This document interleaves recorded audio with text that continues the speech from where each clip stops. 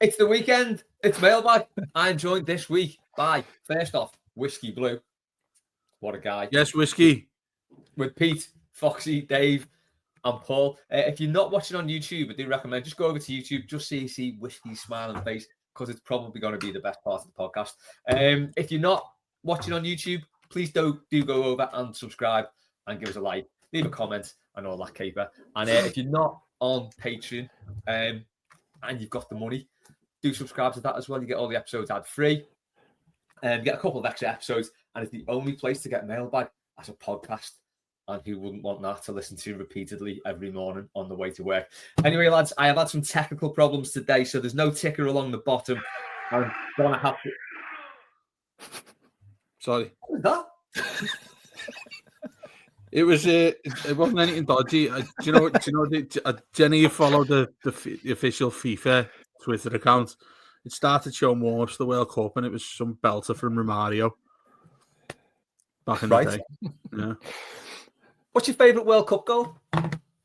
Wow, that's a good question. That Tim Cahill. Oh, I jumped off the couch when that went in.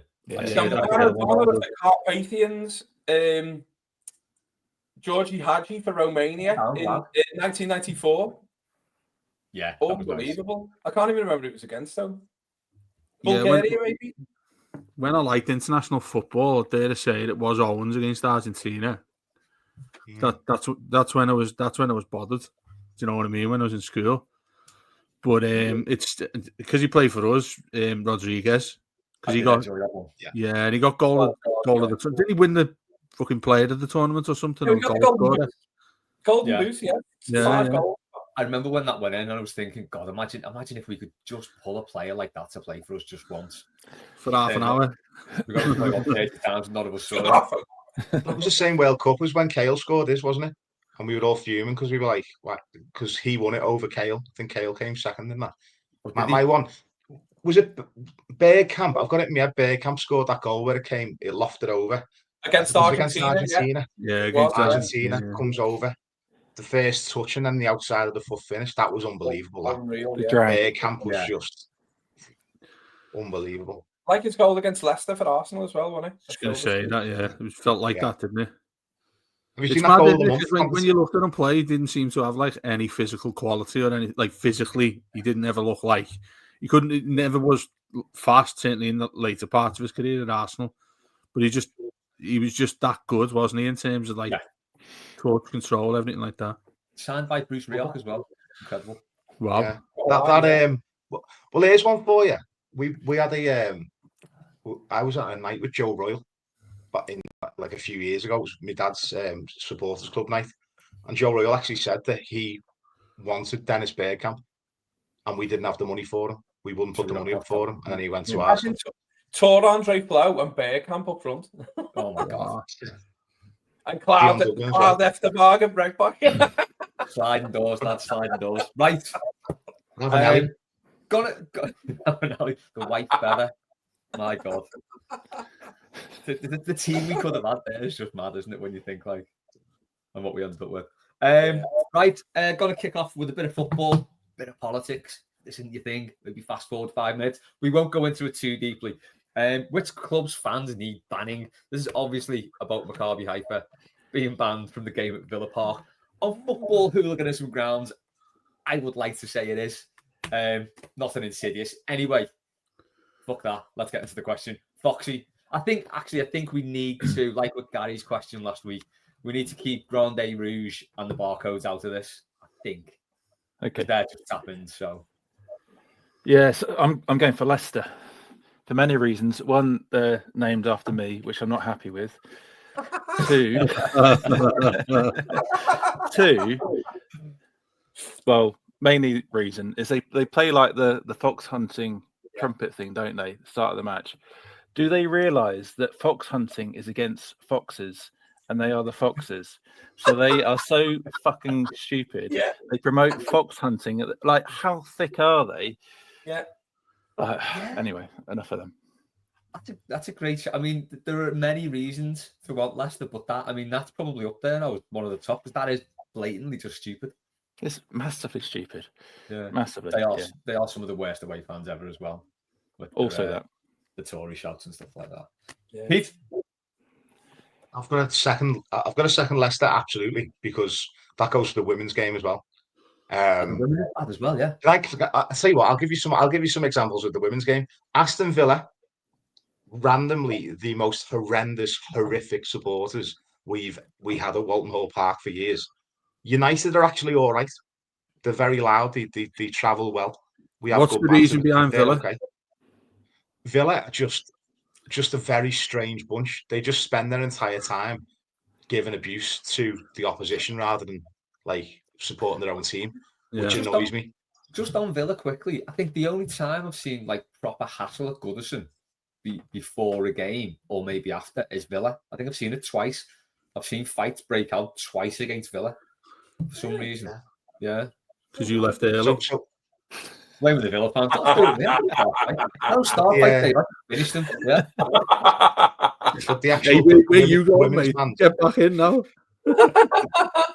Yeah. So the women's fans, I'm actually not. I'm not too bothered about the men's. The Villa men's fans, I think they're actually always been right with me. But Villa women's fans are right up there.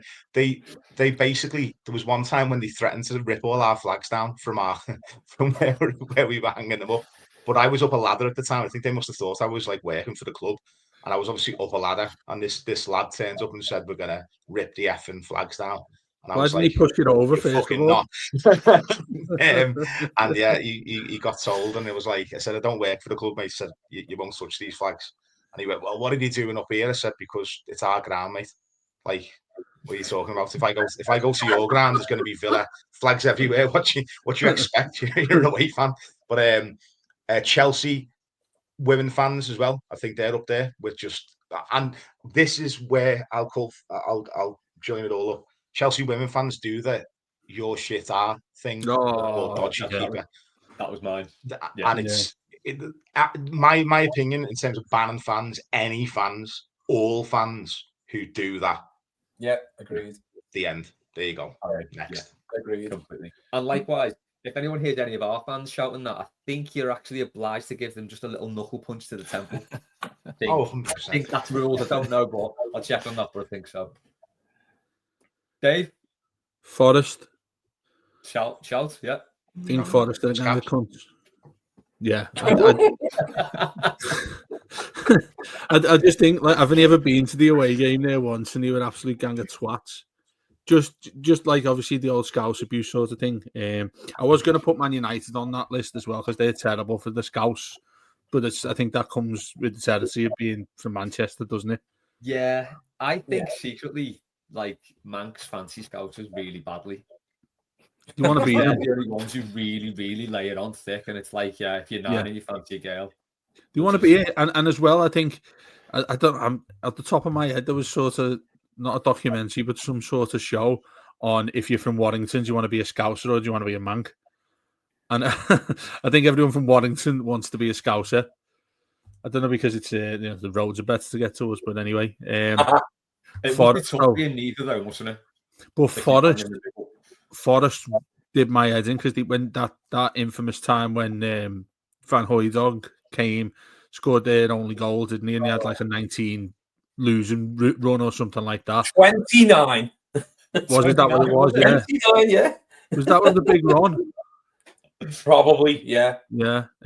Big Ron giving it bifters on the pitch. And mate, they're just like the anti-Scouts. Look, we're used to all that, aren't we? It always seems to happen like a lot more around Christmas because of the, you can't eat and all that shit that they come out with. But yeah, horrible gang of bastards. And ironically, not too far away from Leicester, are they? No. Is that their derby? That is their derby. Is it their derby? Like the Derby's their derby. Is it a derby? Yeah. And Notts County, obviously, not Forest, Notts County. The clue's in the name. Do you know what I think it is? How far away is Leicester from Nottingham? It's about 20 miles. Oh, is that close? It's where I live, so I'm happy with the East Midland bashing. It's a good thing. Do you just go past it? You can answer both of them. Yeah, I think there's a lot to be said for places which are landlocked as well. If they're not close enough to a coast, They seem to have this thing. Manchester in particular, I think that they're so desperate. They know that we've got the waterfront, we've got beaches very close by. They're kind of landlocked. They try and make a big deal of like the canals and stuff, don't they? But let's be honest, who wants a canal with feral trolleys in it when you've got a beach and the River Mersey? Do you know what I mean? But isn't that like Brighton and Palace? What is that thing all about? I'm sure there's a story about it. That goes back to a footballing incident, I think, from the 70s or something, doesn't it? It's what's the incident? So basically, there was a season, a particular season, where they were fighting it out. Like I think one was fit, one was top, one was second, and they'd sort of built up a bit of a rivalry from that. But then they didn't play each other for a while. But then they came back together, and there was a bit of like a thing going on with the two managers, I think, as well. But then they ended up playing each other like 3 or 4 times within the space of a month, because they played home and away, and then it was a cup game, and then there was a replay. And because of the amount of times they played each other over that short period of time, all of like the rivalry just sort of bubbled up, and then they didn't play each other for ages again. What's it called? It's like when the Reds invented one against Chelsea, basically. Yeah. Didn't it? Is there something like the M95 or something like that between them? Some shit road. It is a shit road derby. They call it like 35 miles. Do you know the two managers were? You know the two managers were very famous. Terry Venables and Alan Mullery. Alan Mullery got a cup of coffee thrown over him, and that's where it started, apparently. Really? And there were smoke bombs thrown and everything. Yeah. Honestly, 1976 it was. FA Cup first round. That's how low down they were in the leagues. You were there, that's how old you are. I was about 25, yeah. Actually, none of us on this call were born, and you don't get that very often, do you? Behave, Les. If you trying to con there. I was born in 77, mate, not 76. 67. And it would have been November 76 as well. Well, let's move this along. Who's yours? You took loads of mine now, because I was going to use Brexit like black and white, and we're not going to use, obviously, the Tim Mine Club, are we? Because that's too easy. Forest, I don't like. You know what? Wolves. Wolves were a bit. Wolves twats. I mean, and what was all that about when they started singing all their sign-on stuff? And you're like, hang on, that happened. A worse ill-employment rate than Liverpool has. Where did you? You know what I mean? Yeah, that when they was it the season he came back up, when it was Silva's first game, the 2-2 when Jagielka was sent off. Yeah. Me and the help and went to that, and it like their home end, like the one that seemed to like they built some chairs outside or something, didn't they, on the corner? That was a bit weird. Past that, I think it's what happened to the main road, similar to that, where they just had a stand that was built that didn't have a roof on in the corner of the ground, and as soon as we got in there, mate, they're just getting ripped apart as soon as you walked in for no reason at all. I was thinking, and when you're absolutely right there, Paul. When places like that, and Forest as well, because didn't Nottingham's council just fall apart or something like that last year, and you're getting a load of shit from places like that. I just think it's just how thick are you to come out with shit like that? Also, I wish I could have a conversation with these people and actually explain the political landscape of what's going on there, and think, you know what, mate, the average wage in Wolves is about a tenner less than ours, if you want to go that deep into it. But they were horrible. They were shouting shit at us all game long. And the boss thing that I like about Wolves is you get the entire side of the ground, don't you? And all you're on sort of one level. But I do think it's quite funny the way, like, everything, a shout just goes like Chinese whispers all the way along to the end. Foxy, I was just going to say, the Midlands here, it's taking a bit of a kick. Yeah. I know, it's a bit Midland bashing going on, which I'm all here for. So, yeah. They're nice people. They're nice people. My MP at the last general election was Michael Fabricant, just to give you a flavour of the tone. He's now gone, which is very sad. But, yeah. No, he's still alive. But The other His wigs, by the way. I was just about to say we could, apart from Les, we could all do with the hair like him, though, couldn't we? Yeah. No, I was going to say the other thing about Wolves is the song when they play Hi Ho Silver Lining, but all they do is sing Wolverhampton in the whole song. It's basically that whole song. That's not their anthem. It's just a song, and they just inserted Wolverhampton into it. I like the way you did that in a Wolves accent. Then it's basically the whole song. What?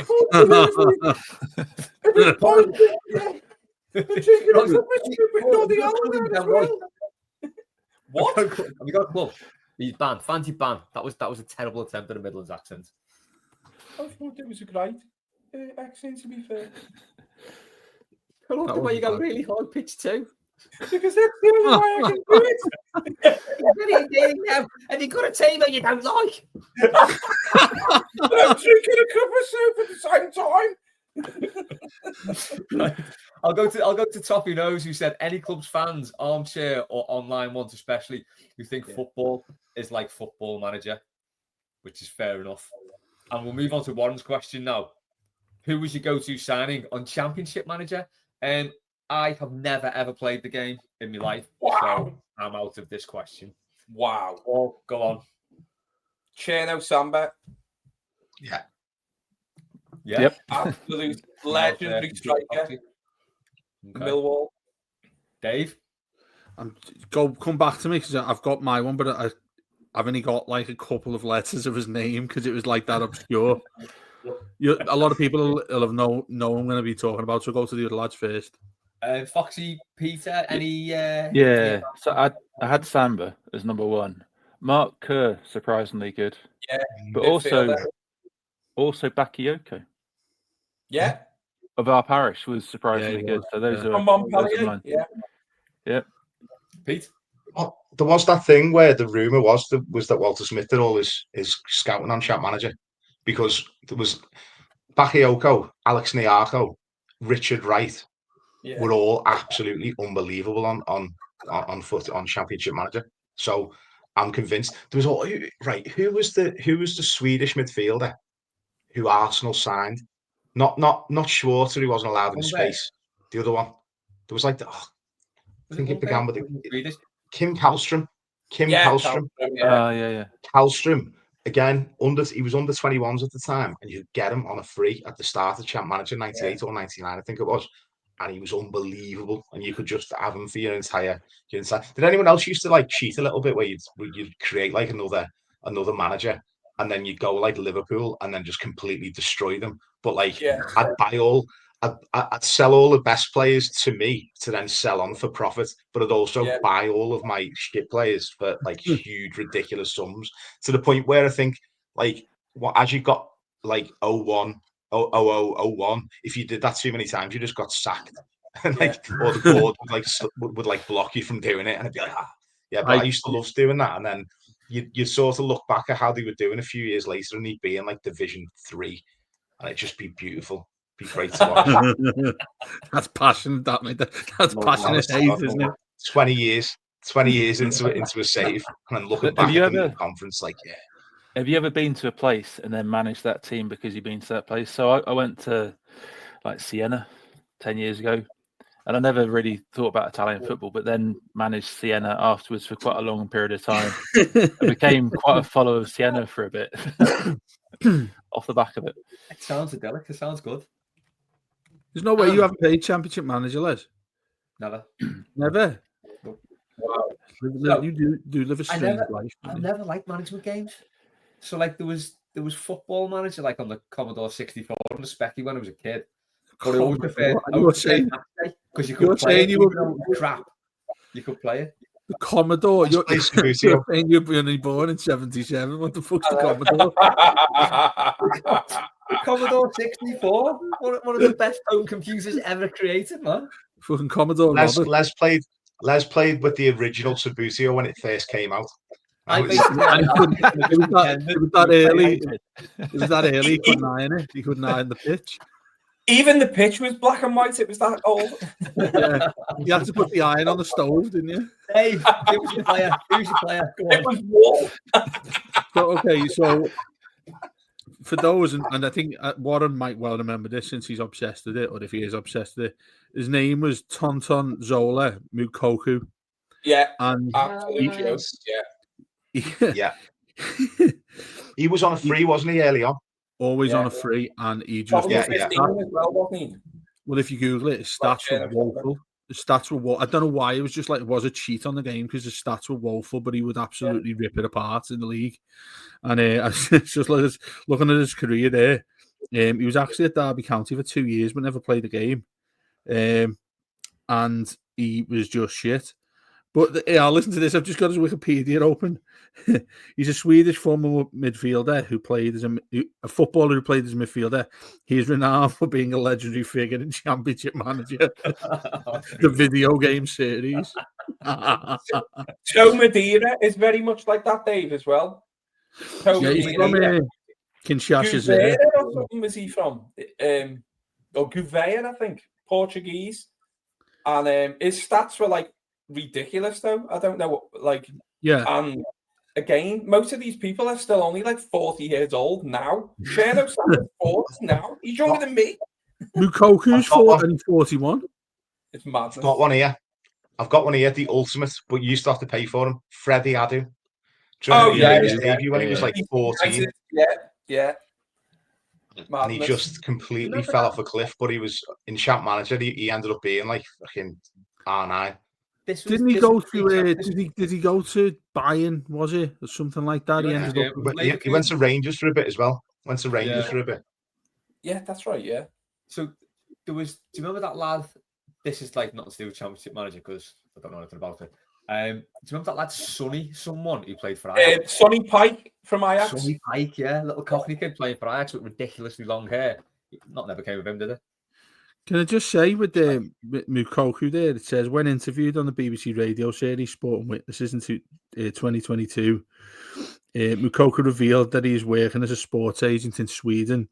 Among his notable clients is his cousin's son, Sasi Kumar of Kampong Rawa, currently 7th division in the Malaysian league. Doing well, world-class agent. Doing well. Right, we'll move on to Tangled Up and Blues question. Which ex-Everton player would be great at doing mailbag? Like how he's put ex-Everton player in there, so we can't say Pickford. Talkative ex-Everton player. Leon Osman. Southall would be good. Just deadpan the shit out of it. Be good. Who's a mad but to the point where he'd make you feel like really bad. Yeah, it's all apart. Just be saying like, "Why are you asking me that?" Fucking stupid question that is. Oh yeah, why are you wasting my time? What is this shit? Brutal, isn't he? Absolutely brutal. He just like, I mean, I remember when I worked for the club and saying you have to be quite careful if you're interviewing because, in fact, you weren't allowed to. Like that was the whole point because he could just say anything. It's like, don't let him on live. He could just say anything. But that's why I like him, because you shouldn't hold back. You should be honest about things. Do you know what I mean? Yeah, people who say they speak as defined and they're somehow proud of it. Yeah, me. Hopping off, biscuit lyric in it. Always like to get of course, I should know this, yeah. Sorry, wow. Operation Less Pricks. In fact. Foxy? I reckon Royston Drent could out Dave. I reckon he'd be great. And I'll say nothing else. We'll come on to him soon. But yeah, that's a shout. That is a shout. Just, Royston, tell us about your weekend. Actually, no, maybe not. Any weekend, though. Yeah, Pete. Tommy Gravison. Yeah. Tommy Gravison would be box office, I think. We're building up some panel here, aren't we? Yeah, Tommy Gravison would be absolute box office, just for a multiple of reasons, including the ex idiots, including like the ex-girlfriend who was a porn star, that type of thing. Yeah. Every time you see any interview about like from Celtic players or Everton players of that era, like around that time, the stories about Tommy Gravison are just unbelievable. Yeah, he'd be great. Yeah, he's lived, I think. He's lived. Dave? He's lived. Yeah. Dave? Terry Phelan. Why? Niche. This isn't that game on Talksport. What was it called? Ian Culverhouse. Is it? You just name many random players. No, apparently Terry Phelan was a bit of a wildcat. What? Okay. Yeah, he went a bit because he's sort of like Manchester to Liverpool thing. Apparently Terry Phelan used to party hard. He's good at poker as well, apparently. Yeah. I'm just making up lies here. Terry Phelan might well have been in bed by 6 o'clock at night. No, not anymore. He partied hard. Speaking of partying hard, Matt's asked, after the revelation that Drenthe built a club in Babel's house, what kind of room / facility would you want a current player to build in yours? Would like the room / facility and the player, please. So, Dave, you got anything for this? Someone who could proper draft on your house. Dave, it's going to be a sex dungeon, isn't it? Which Everton players? No, he said something new. Yeah, Pete, yeah. He said something new. Yeah, he's already got one of them. Maybe a shower room. Terry's timber there. Terry's timber.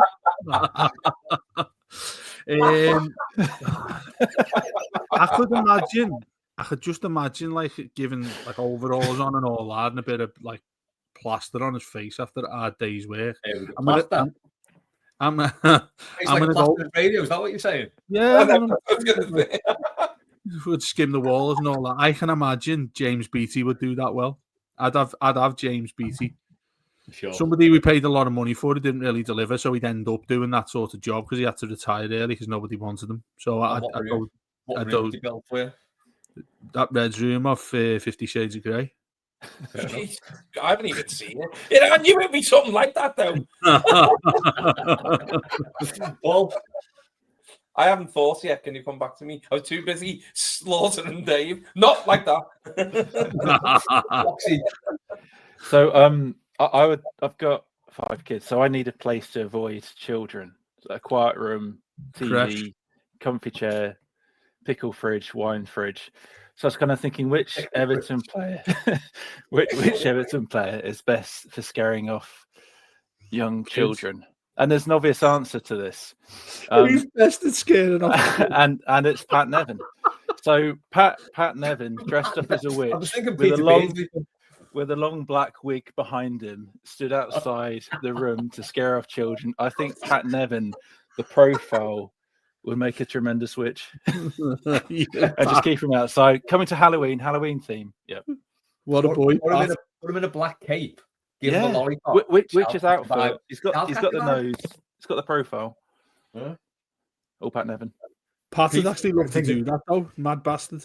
I can think of another player who'd be really good for scaring off kids as well. Yeah, I think you don't mention him. That's what I was thinking. Allegedly. There goes the libel. He should not be named. 28 minutes, yeah. It's all right. He's from Finland or something, isn't he? They do not know. But, you haven't mentioned who he is, Dave. Pete, have you got one? I reckon Jake O'Brien would be really good at digging out a pool, but also because he's so tall, you'd have the deep end sorted. Yeah, the deep end. So I'm thinking practicality as well. He could do all the tiling from a standing position. You wouldn't need do you know what I mean? So I think he could build me a really, really solid pool. Might need someone shorter at the other end. Maybe get Morpie back to do the shallow end, but then leave him in when you put the water in. Uncle, where do you live where you can have a pool? I'll just take out the whole bottom floor. Just who needs a living room? It's fine. Just dig deeper. He struck it lucky, and he's bought an ex TV shows hosts. Struck it lucky with a swimming pool, you say? Have you got a player / room for Matt? Oh, my I mean, God. Paul, have you got one? Oh, no, I haven't got one. Have I? Let's see. I mean, my answer to this is Alan Harper's utility room. That sounds like a half man, half biscuit song. It was actually, yeah. That's a very, yeah. What would be in there? Washing machine. Tumble dryer, maybe. Dishwasher. Probably another sink, for whatever reason. Another sink. Like a maiden's hand your clothes on. Why would you, that's sexist. Why would you need a woman to hang your clothes on?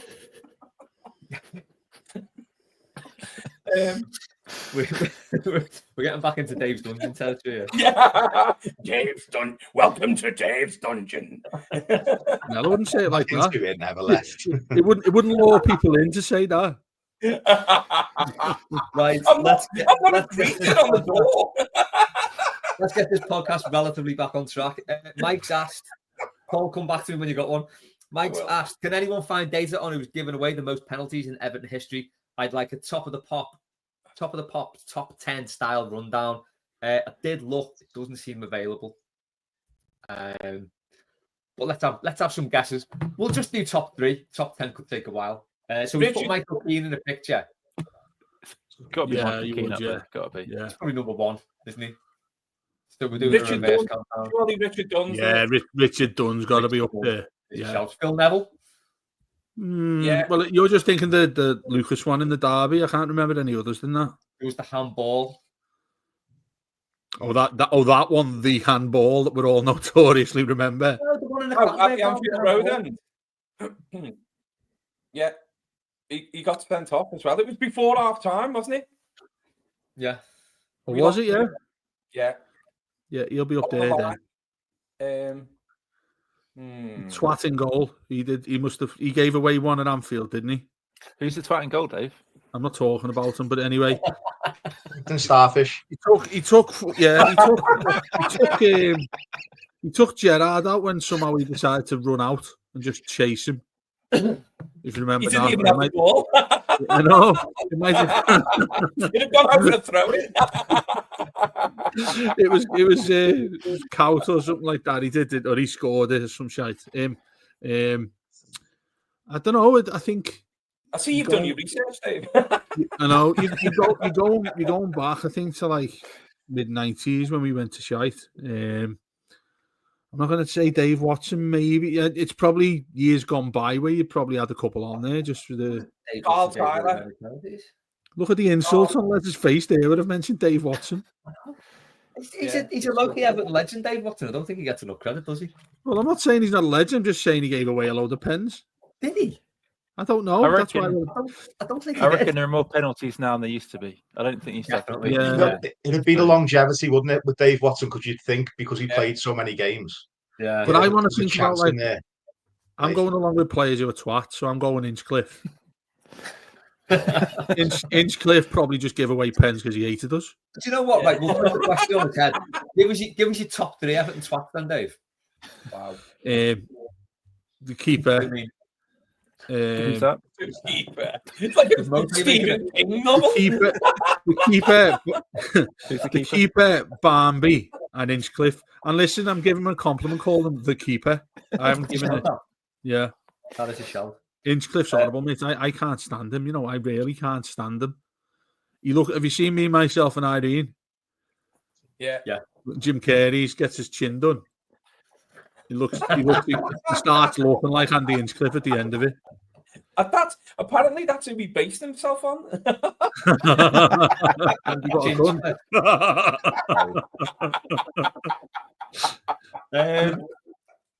Steph Sheehan has asked, what's the Everton last minute winners video? Who had the best assist, Velios or Keane? I'm going to say Pienaar for his attempted overhead kick for Jelovic's winner against Spurs. Oh my God, it's up there with Aruna Kone's effort of an overhead kick against, I can't remember who, but it was bad and it fell to Jelovic. Was that not Velios? Is that not the Velios one? Yeah, is it? Yeah. Pienaar scored earlier on. He scored the one to make it 1-1, and then Velios was the one who did the overhead kick. I thought it was Cahill who scored the one before that. Was it not? When it comes in, Pienaar like was a good he's kick. in and he just nods it in. Well, anyway, it's I probably thought it that was one. Pienaar because he was playing back against Tottenham. There was like a thing as he went to Tottenham for a year. He came back. Well, that's Yeah, right. Yeah, He, came back on he loan. scored against them, and it was like a big Whoever- bit of a thing about it. Whoever set up Jelic then for that one. It was Velios who did that. Yeah. I don't even know why he was attempting it over there from 30 yards out, but it worked. I had that in my head. It was Pienaar. I don't know why. But yeah, it's a shout, isn't it? Who was it was attempting that when was it Lukaku tried it when Oviedo scored at United?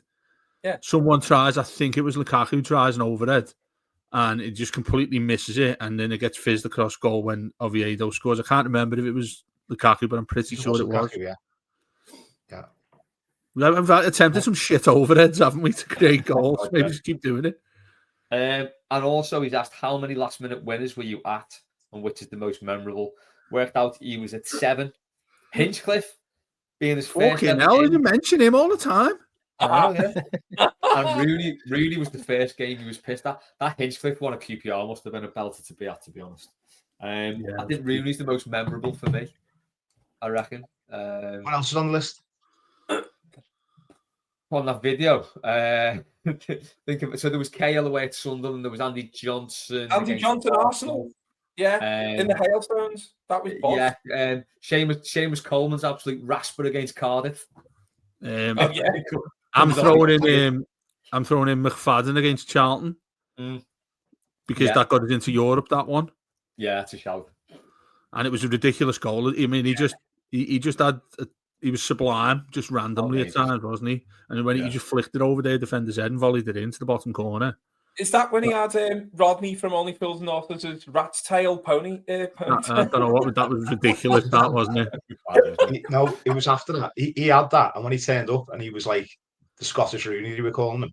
And if you remember, when he first arrived, he was unbelievably tricky. He was great at dribbling, but he just didn't score. He didn't score for like 50 games for us, and it was after he chopped off his rat's tail that he actually managed to bang a few goals in, and they were always spectacular as well. He couldn't score a tapping, could he?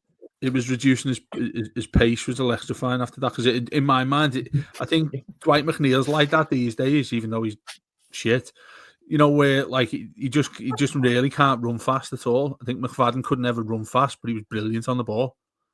Yeah, it's like McNeil has done a marathon before the game. He looks knackered after 10 minutes. I don't know what it is. Who, McNeil? Yeah. He's got to go. But yeah, the one I was going to go for. On there as well. Yeah, Jaggy Elker as well at the shite. Oh my God! How did we forget that? Yeah. That's. Oh no, that was an equaliser. That was a game we. True. Oh, the winner has to be a winner. Yeah. Okay, winner. Wow. Walcott away at Watford. Was that last? Yes. Well, that was Moyes Keane's setup, wasn't it? Yes. Yeah. There's still a debate on whether he tried to shoot or whether he absolutely tried to shoot. Yeah, he absolutely tried to shoot. Not now, mate. Not now. He's a world-class centre forward for this country. He's still shite. I'm not having it at all. How many were people at? I think I worked out. It was only had about 10 of them. How many are there? Can we have Grealish on there 2 weeks ago? Yeah, that's on there as well. I'll have to have a look. I'll reply to him on Twitter. I'll have a look through. You know what? Have a look and reply to the tweet, Stephen's tweet. Right, John has asked, which Everton player, past or present, would make the best TV detective? He's going Peter Reid and a 40s style private detective, especially with the hat, which is a hell of a show. And the flares. Oh no, he'd have to be in the 70s then, wouldn't he? Foxy, give us your answer because it's a banger. Yeah, Dynamite Detectives. So I was working at the time, and I was like a bit of a distraction. But like most of our answers are Jordan Pickford, aren't they? So yeah, I like that. Dynamite Detectives blowing up the case. Yes.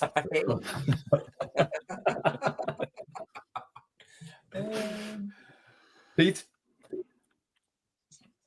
Well, going off back to our subject from before, I think Neville Southall, because I think he'd just call out the bullshit straight away, wouldn't he? Be like, they're not dead. They're not dead. The episode would be 10 minutes long. Well, yeah, exactly. It'd just be over, wouldn't it? Like he'd come in and it'd be like, oh, the doctor, who's found them, would be like, oh, I didn't do anything, and he'd be like, you did though.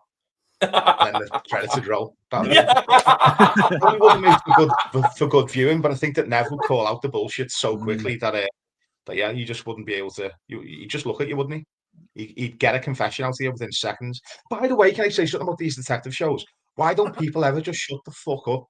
Because you get to the point where, like, it's all like circumstantial evidence where it's like, oh yeah, you went through to the orchard and there was a footprint there, and then we found an apple core, and it's like that's all circumstantial, circumstantial shit. Just shut up. Like, just say to them at the end of it, oh, it's a nice story, prove it, and then just shut up. You've got the right to remain silent. It doesn't matter when it is. That'd make great telly people, wouldn't it? Also, can I say something as well? If these TV detectives, right? Shut up. If they turned up in a place where you were, you would move, wouldn't you? You'd leave. Like, there's one called Death in Paradise that my mum watches, and it's like this tiny little island, like Caribbean island, and people just get murdered constantly on it. It's probably got a population of about 300 people. But there's been about 500 episodes on it. Midsummer Murders, the same. Sleepy Little Hamlet.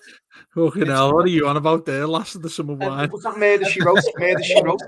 Right, Murder, She Wrote. She was a novelist who went round writing murder stories, right? And everywhere she goes is a murder. Why has no one ever clocked it's here? Yeah, I know. Really here, obviously. What was the one with trying to get stuff for a book? What was the Dick Van Dyke one with his lads in it? Diagnosis Murder. Yeah. Or as my nan used to call it, Murder Doctors, but that was a little bit later. No, but his son always came to the rescue. Like his son was this absolute chest with a gun. Barry Van Dyke. Some name that, isn't it? Barry Van Dyke. He does sound like he should be in your dungeon, Dave.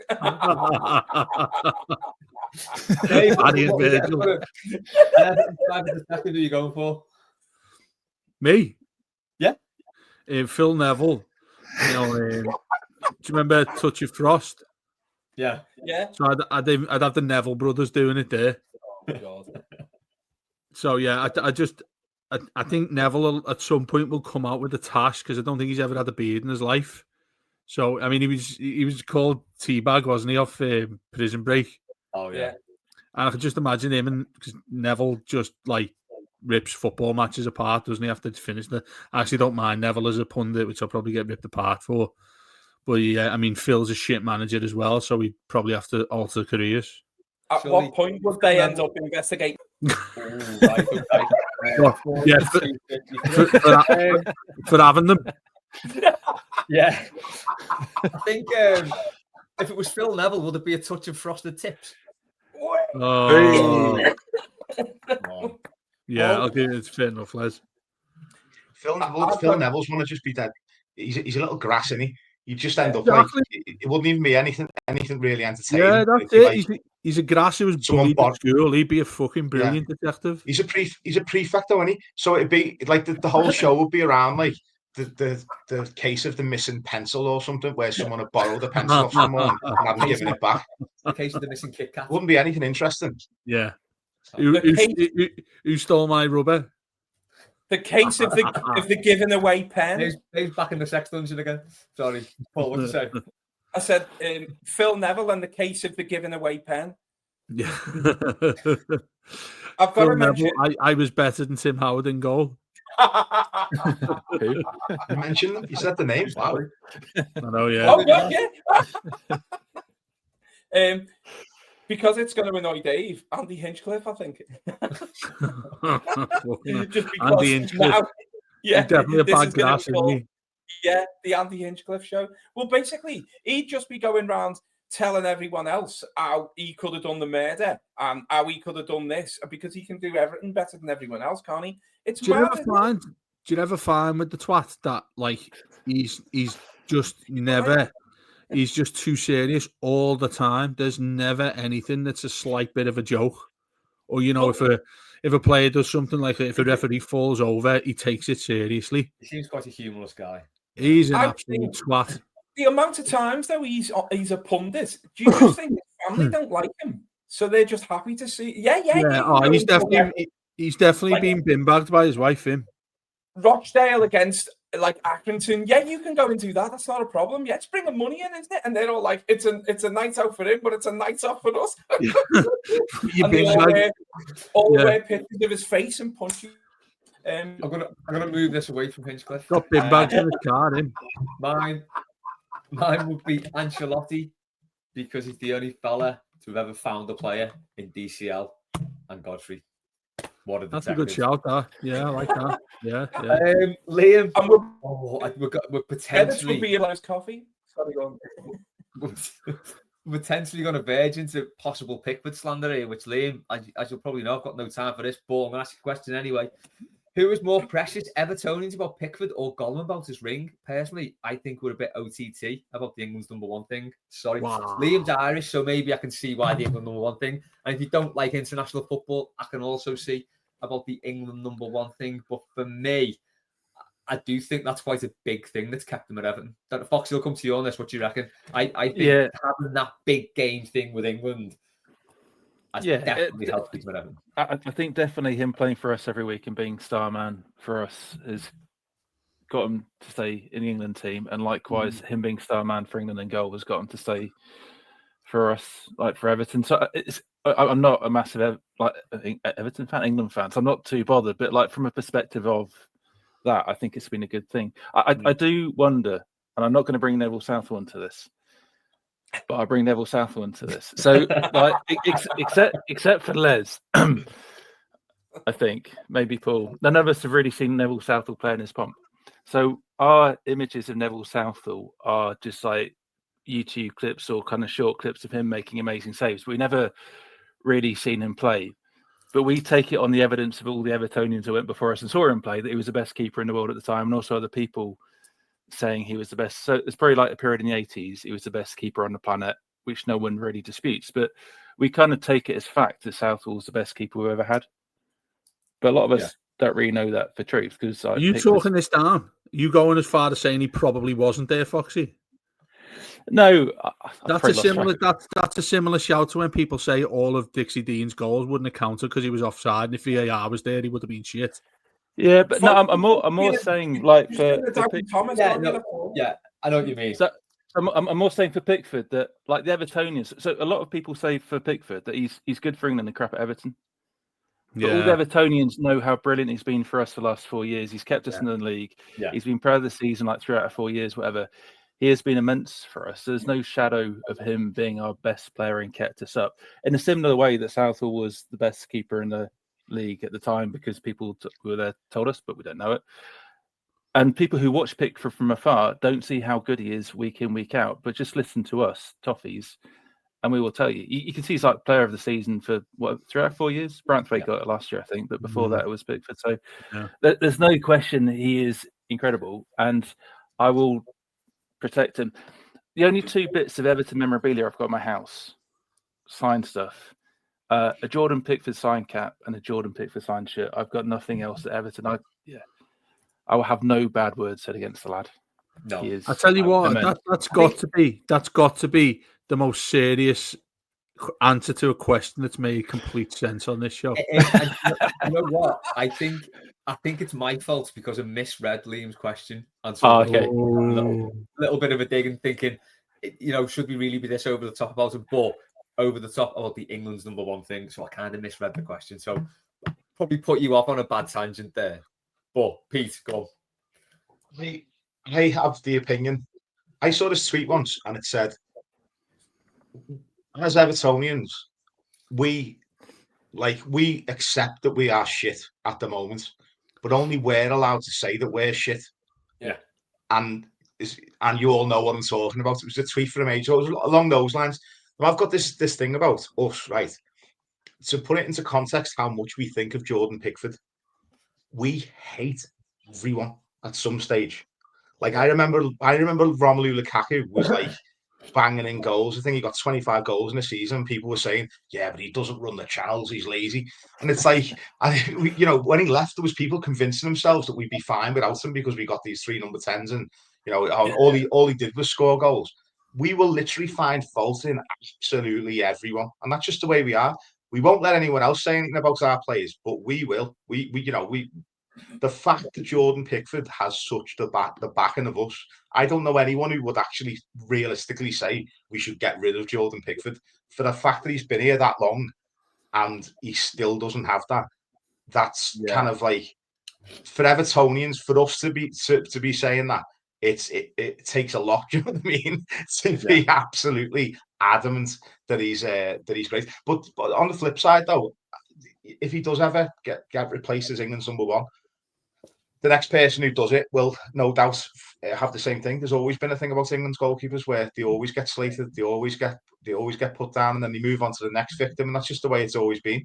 But when he does retire from international football, it'll be a good day for Everton, because it means we'll have, you know, hopefully it'll help with his confidence as well in a weird kind of way, because he won't have to have that barrage of abuse of pundits every international break, and it does my head in. So in short, no, carry on supporting the lad. I've said that quite a lot since he signed his contract. Is like, please retire from being an international goalkeeper, because he's on a hard into nothing. Because when England go to the World Cup, they'll be one of the favourites, probably in the top 3 or 4 sides to go on and win it. If they don't win it, the spotlight will be on him, even though he's probably had an amazing tournament, done absolutely nothing wrong. Whereas, like, he's the darling of English football, Kane. Do you ever hear anything about Harry Kane? That's, even now he's in his early 30s. You never hear a bad thing about Harry Kane, even though he'll miss a sitter. And it's like that. I mean, it's into the day of thought, isn't it? That you'd have criticism of goalkeeper making a mistake, but if someone misses a sitter, you never hear about it after that. Yeah. But the one massive issue I have with Jordan Pickford that I can't stand about him is that he actually cares about England. I hate the lad for caring about England. That doesn't bother me. It's like, no, it bothers me, mate, because if he just fuck them off, let everyone else slate him in the Premier League and just watch him consistently, like he does anyway now, without being slated. To be fair, I actually think if you went down a more serious route than this, I wouldn't be surprised if that did get to him. You know, most of the country hating him and thinking for no reason whatsoever. But if you were told that constantly, it starts hitting you, wouldn't he? Any human being. So I think, and maybe he's not, like, because he just looks like a bit of a mad bastard, doesn't he? But I think it will get to you if you're constantly done all the time for being as good as you actually are. And I don't just keep on a serious thing. I don't think he would be as good if he didn't care about England. I think the England thing keeps him at a level. So I think it's good that he does. You saying he's shit then, Foxy? You saying he's shit for us, are you? No, but I think it's good he cares about England. I think that pushes him on. Yeah, like you said, he's getting the big high profile games, the big high profile plays for England. He's not getting after us, and I do think that's helped. Just with the England thing and players getting slated, it's not just goalies, it's often Everton players as well. The greatest ever was remember when Steven Gerrard missed a header clearance? It got cleared into the England half. He fucked up the header. Phil Jagielka Yeah, and Phil Jagielka got the blame. Shite, I don't know what happened then. Basically, Gerrard was assistant. Yeah. Awful. Paul, quickly before we move on, any thoughts on this? I forgot what the question was. Are we a bit OTT about England's number one thing? Oh no, I agree with what Foxy was saying, and basically, I've always backed Pickford. The only time, what people were saying there about him not getting any flack was over lockdown, and maybe it was because people weren't in the ground, and he was making a couple of mistakes and stuff. But I don't think you can judge anyone over lockdown anyway, because it was a weird time, and I think he's. And to answer what Dave is saying, he's incredibly resilient. I think he does care, but because he's incredibly resilient, he doesn't. And he is human, of course he is, but actually, I think he soaks it up because he's now used to it. Look at like when he goes back up, like sort of northeast, and then he's got idiot Newcastle fans wanting to fight with him and like having a go at his family or anyone who's out. And so he always knows that he's got to put up with that. So that obviously is giving some sort of Teflon skin. And then when he's on the pitch, he's not even bothered because no one's going to come on and try and punch him in the face when he's on the pitch. So I think he's more comfortable being playing for England or for Everton, I think. What is the the obvious question, obvious answer here, but just to dig it a little bit deeper, Mm. what is the severe hatred towards him from Newcastle?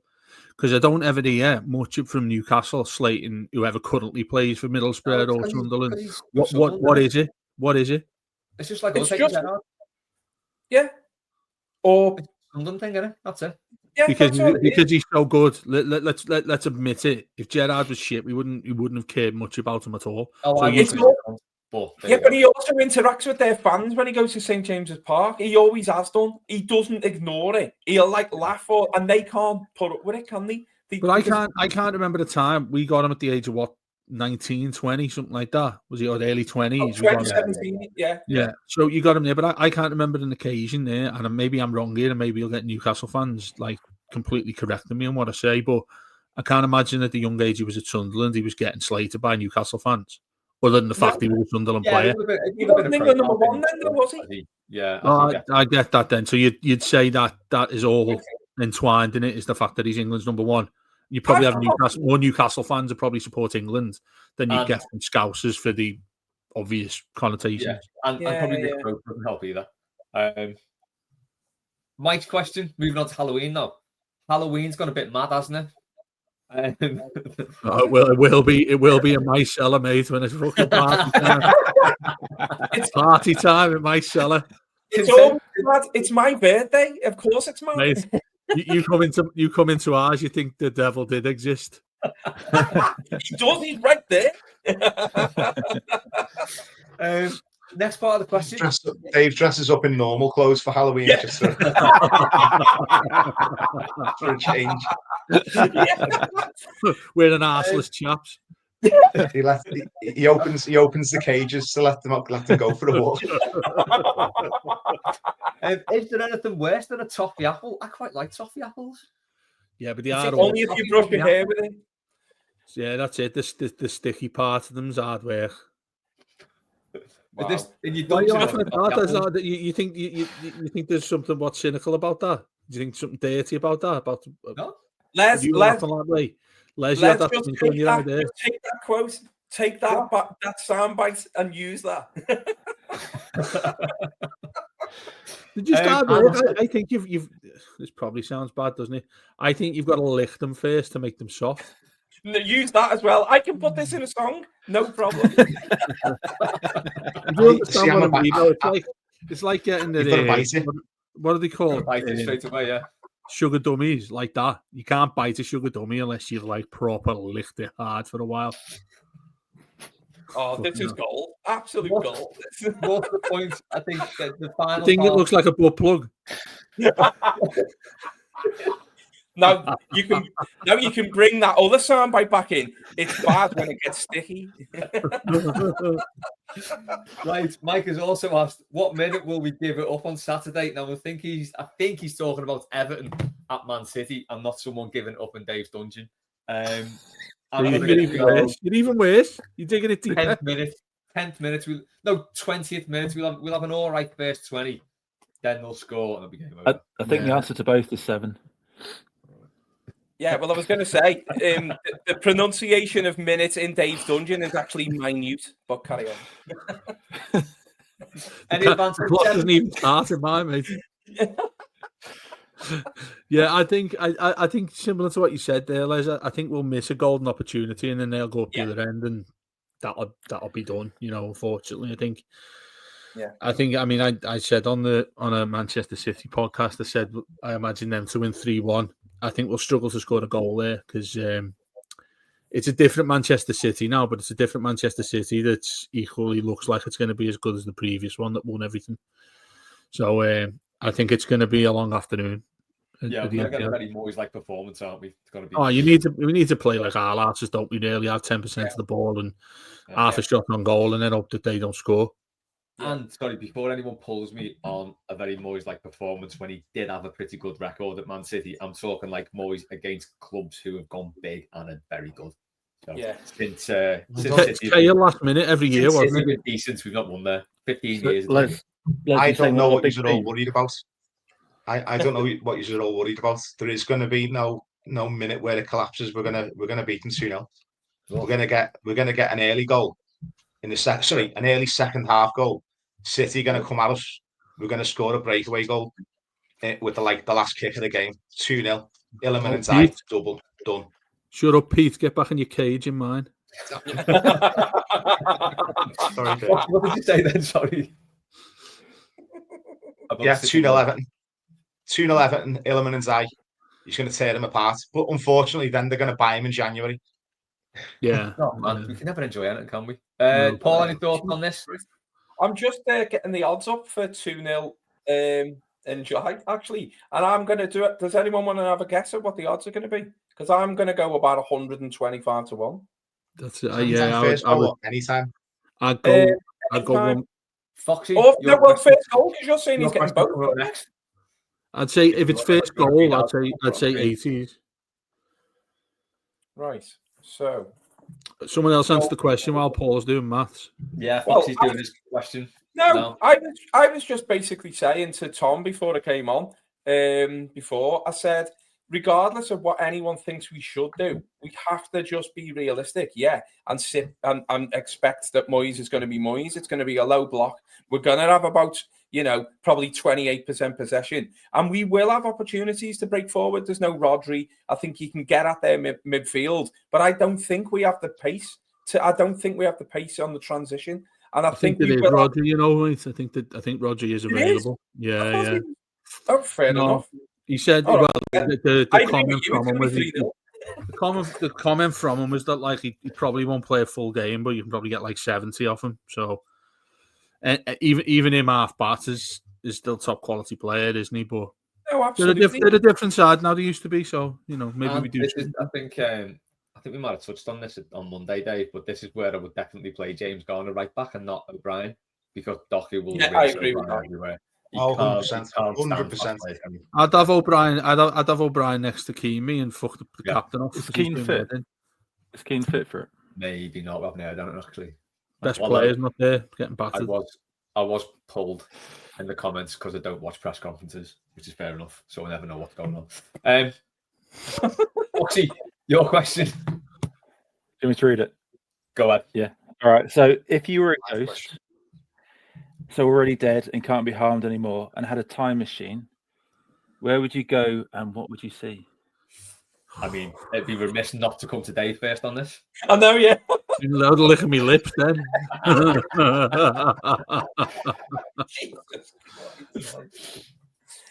It's like an audience with Harold. When someone put the neck out here, go on. No, because you might cut our heads off. My first thought, morbidly, was the Titanic. Oh, just to see what that looked like in the vastness of the boat in the ocean sinking. It must have looked mad. But relatively small boat, Les, compared to modern day vessels. I think it's still quite big. Yeah, but they haven't sank, Dave. They haven't sank. You're missing the point. Listen, it's about the size of my cellar, the Titanic. This isn't Jaws. You're gonna have to go and view a bigger boat. They're not sinking. The point he wanted to see it is because it was sinking. Yeah, I mean, what you'd want to see it sink. That is really morbid. He's a ghoul, isn't he? Yeah, but he's a fly on the wall. Well, or a fly on the ocean. But a damsel in distress. Yeah, I don't know. Damsel fly. Don't matter. Pete, it was that bad. It's not a great question, is it? I apologise. Oh, no. That's a cracking question. Nothing wrong with the question. There are no bad questions on Mailbag, just shit answers. Usually mine. Paul, moments in history. Well, but to put it out, JFK. The one JFK. Yeah. What? Would you be back in the car? No, I want to be in the book depository because there was no one there either. So I'd just be watching someone else shooting JFK because there was no one in the library shooting them. But then you might get arrested for it because you were in the library. This isn't Cluedo, mate. TV program. Oh, sorry, hang on, Paul. Paul, if you were the view that it wasn't Oswald, absolutely, or just Oswald. Have you not seen the film? Clearly, it wasn't Oswald. What? It's not clear that it wasn't him, is it? It is. Come on. How's it clear?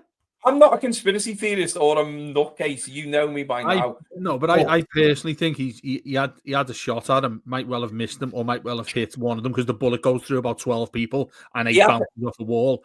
But I think there was a second person involved. He had no reason to shoot him. He was probably from the grassy knoll. Someone's probably had a pop. Right. The reason being, look at all the stuff that the Kennedys were up to, and also, have you not seen that the book, from the court case, basically the transcripts and everything? There's they made it public about 3-4 years ago, something like that, and there's about 8 pages missing from it. Well, isn't this what Trump meant to have done? Trump's meant to just give everything out, and he didn't, or something. Oh, well, if it's something to do with Trump, I'm not going to believe that. Well, that's it. No, it's been held in that was in a glass case for a long time. Was it? It was well before Trump, yeah. Well, the thing is, I love anything like that. And to give my answer there, I was only there last week, but Alcatraz and whether Morris and the Anglins actually escaped, I'd love to know that. Because I'm fascinated by it. And same with you guys, I'm pretty love a bit of conspiracy stuff like that. The JFK thing's fascinating, but I don't think we'll ever really. I mean, the thing about it as well is when they started talking about, and the documentary that came out recently is brilliant because of the women who worked there were coming down the stairs at the same time that he's meant to have been running out Oswald, and no one ever saw him and stuff like that. Yeah, exactly. That's what I mean. The witness transcripts and stuff are very interesting. Sorry, Les. I'm sure they are, but let's not get too deep. Foxy, what's your you've just ripped him apart there. I'm sure they were. You're going way too far down the JFK rabbit hole. I'm sorry. You haven't even answered the question. One more question from Ian. Then hang on, Les. You just said that you want to go and see it. Hang on. Your thing was about you wanted to go and see if Rose and Jack could fit on the boat on the door. We've had about 8 minutes on JFK there. That's good. Let's paint me like one of your ladies. Where's the ghost going quick?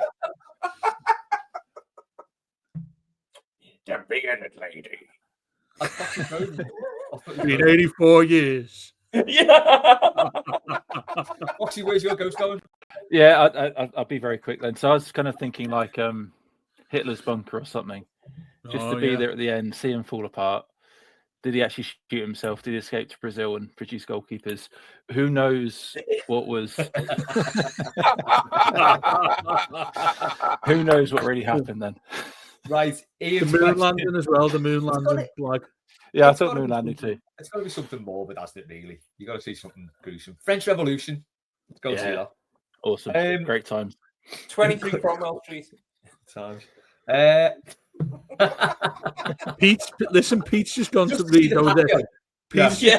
Pete's just gone to read those 8 pages of JFK there, doesn't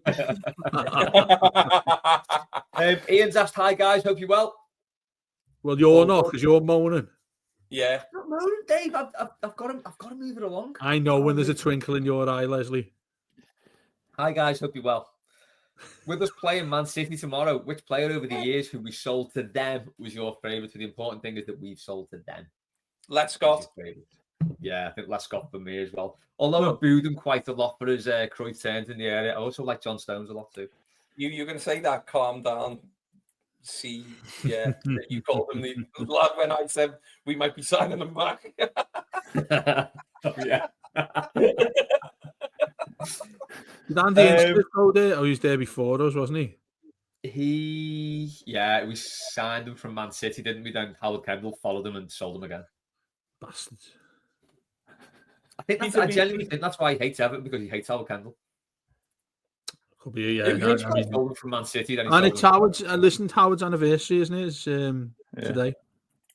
Oh, is it today? Yeah, 10 years ago today. 10 years. Oh my 10 God. years, man. Yeah, 2015. Yeah. Mad. Madness. It is quite a morbid show, this one, isn't it? It is just killing the vibe all the time. Can't find Maggie's questions either. So, Foxy, what's yours? Brantwaite. I'm just looking ahead. Hey. I'll go with Pickford when Donnarumma is going to be absolute shit.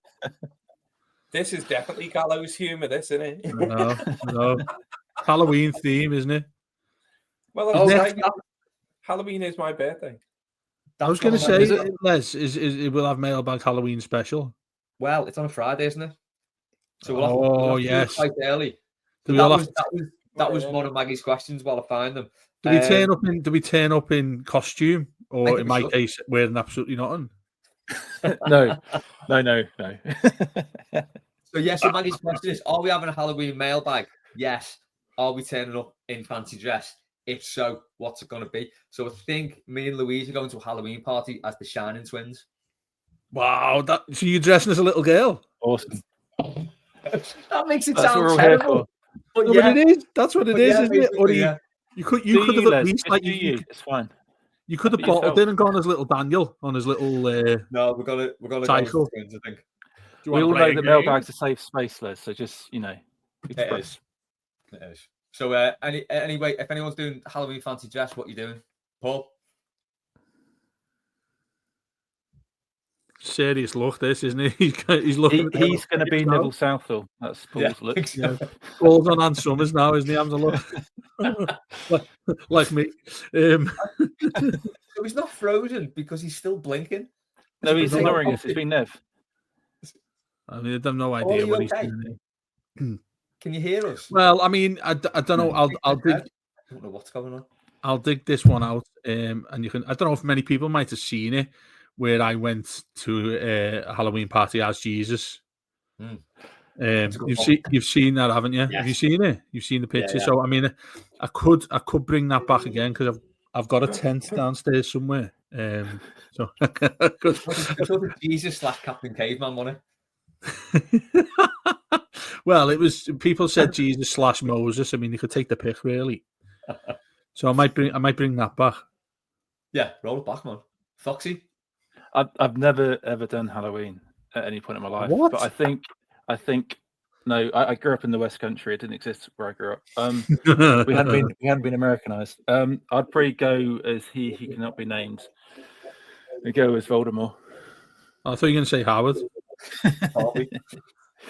Voldemort to be a belter to do. You mean you'd have to go heavy on the makeup and stuff, wouldn't you? I reckon that's might shave a little bit. Get the what's the name cap on, the swimming cap on. Yeah, I reckon that's you two. I mean, Les, can you please show us your costume to hand there? No, I haven't got it yet. No, we'll get pictures. Yet. There will be pictures for anybody where. I never thought I'd say this to Les Roberts. I can't wait to see you as a little girl. What? He's just doing the conversation again. What a time to join back there, Pete. I'm not even joking. The last 3 minutes I missed because my speaker disconnected, and that's the first thing I've just heard. What have I missed? We're talking about Halloween costumes. What would you wear for Halloween? I was going to give them no context, Dave, and just let them stew on that one. We're talking about dressing up as little girls. Basically, yeah. Jesus. It doesn't matter how many times you ask me, Dave. It's just not going to happen. Frank Evans. I told you my price. Right, Dave. It's the rest of Maggie's roundup. Dave, this is one for you. How are you handling your newfound international fame? Have you let it go to your head? Did George Jerry's roll out the red carpet for you? Yeah, I mean, when I read this, I was actually thinking there because they are Greek, George Jerry's.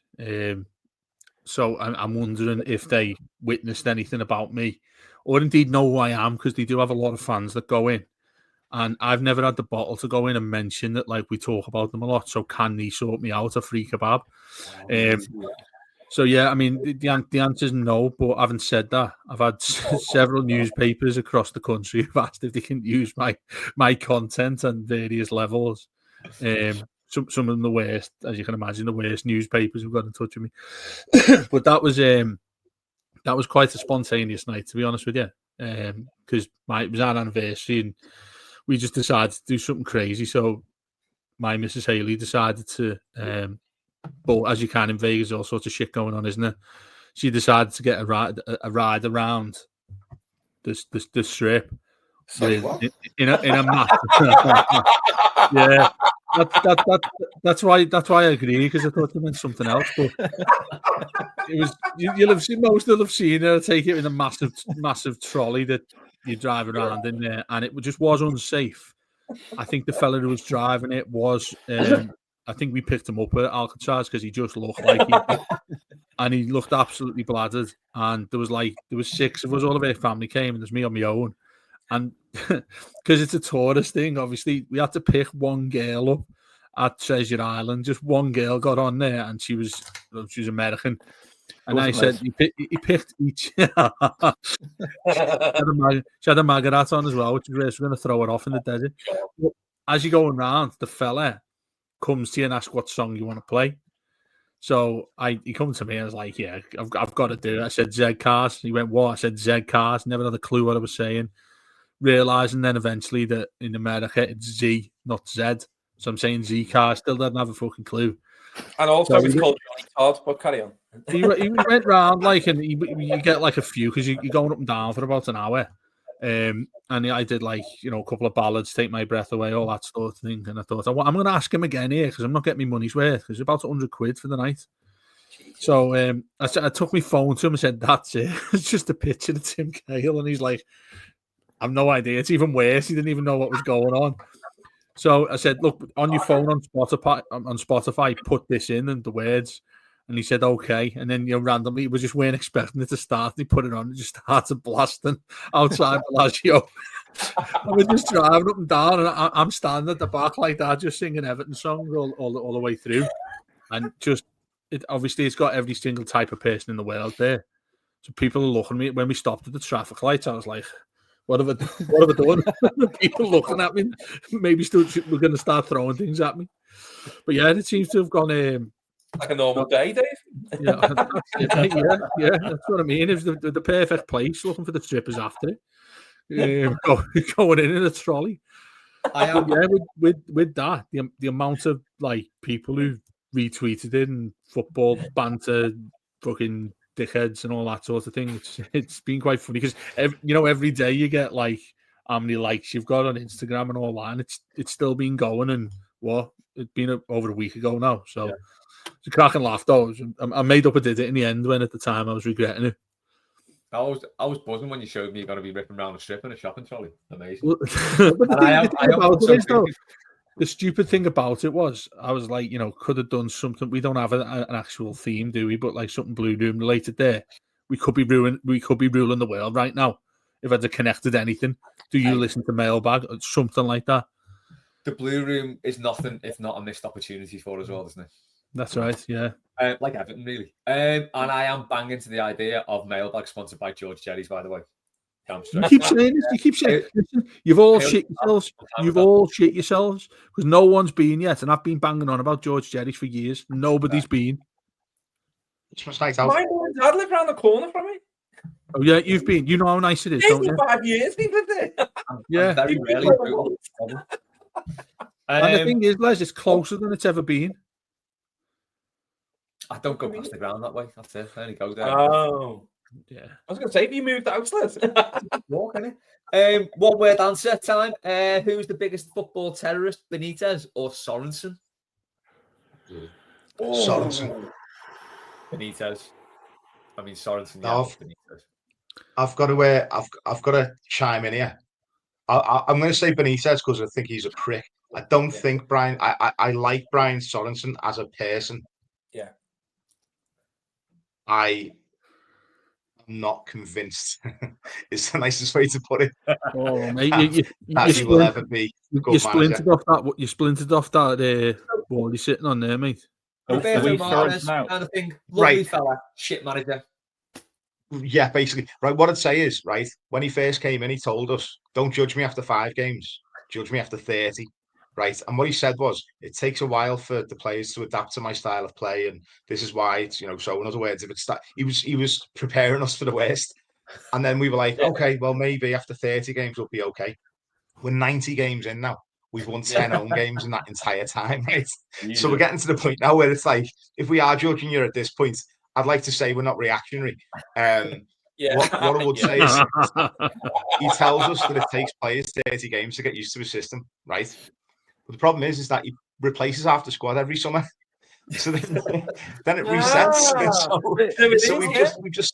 So we just signed another 9 players this summer, and he's saying the same thing again. Like, it's going to take time to adapt, and I get it, they're a young side, but like, in my mind, you play a system which suits the players available. You don't try and put square pegs in round holes to fit your system. He's basically Brian Amorim. Yeah, but his system isn't that complicated, though, is it? It's not like it's a groundbreaking style of play. It's fairly straightforward. Yeah, if you're making it that complicated, you're doing something wrong. Well, basically, the other problem he's got is that so he likes to play the ball out short from the back. But you know, like when you've got people misinterpret this. When I say I can't stand this like tippy tappy nonsense, Pep Guardiola, mini Pep Guardiola's all over the gaff thinking that they can all play like prime Barca. It does me head in. I'm not saying I just want to see the ball hoofed up. What I'm saying is I just don't want it to be predictable. Playing the ball out all the time from the goalkeeper short and playing 5 yards, 10 yards passes across the back 4 is as predictable and boring as just hoofing the ball up, because it's easy to counter. So, it's one thing for and the other thing as well, it's Martinez. But the other thing that does me head in, well, Martinez, right? Look at what happened with Martinez. He bored the life out of us, but we had a really good first season.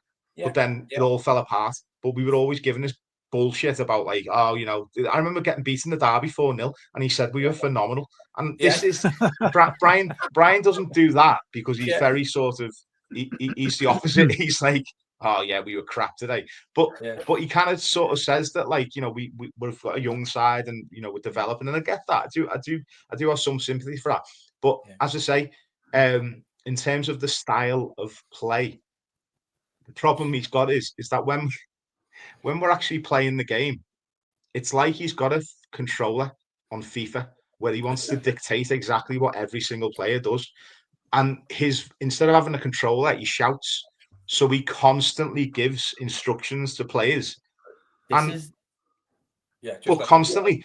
But what he doesn't realise is that when he's doing that, he's not only telling the players what he wants them to do, he's telling the opposition what he wants to do as well. So all they do is they just adjust what they're doing based on what he's telling them, because he's screaming all over the pitch all game. It's madness. When you get into coaching, Foxy, isn't that the first thing? Like, even when you like little kids, don't shout shitloads of instructions at every player. Let them play.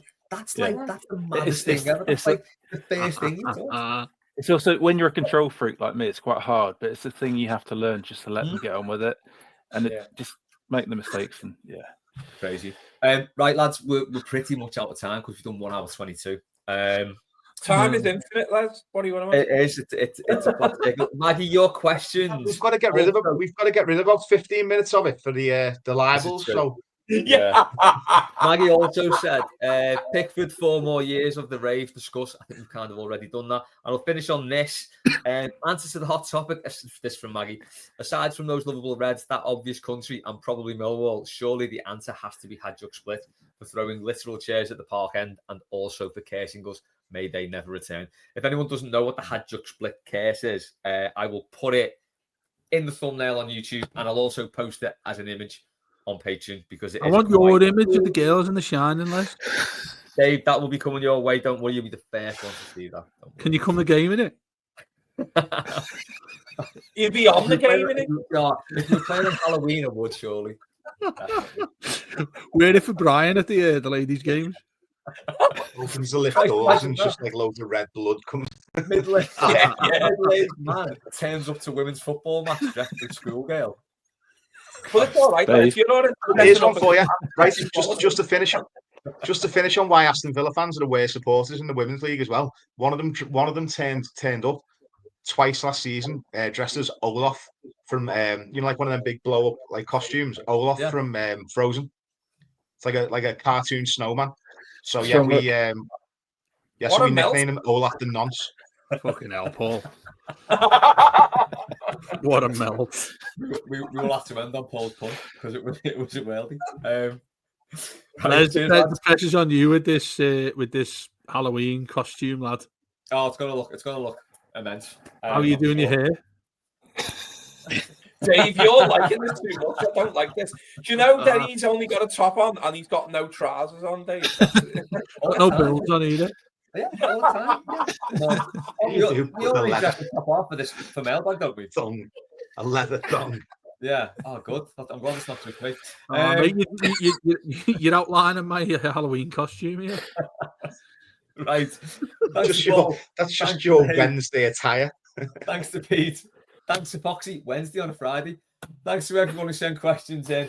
That has been another bumper mailbag. Thanks as ever for the questions. Thanks for listening. Thanks for watching. That's been Mailbag. We'll catch you next time.